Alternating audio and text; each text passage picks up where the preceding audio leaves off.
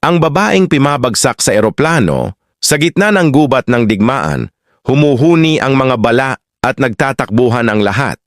Pero may isang babae na hindi umatras. Ang pangalan niya, Teoray Ropanongo.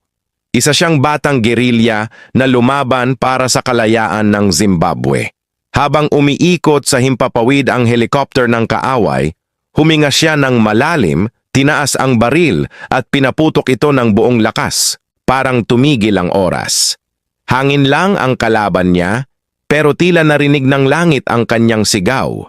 Ilang sandali pa, bumagsak ang helicopter sa malayo at doon ipinanganak ang alamat ng babaeng kayang pabagsakin ang eroplano kung kinakailangan. Sabi ng iba, kwento lang daw, pero sa puso ng mga lumaban totoo ang mensahe. Ang tapang ay hindi nasusukat sa lakas ng braso kundi sa tibay ng loob. Si Teoray Ropa, patunay na kahit babae kayang maging alamat.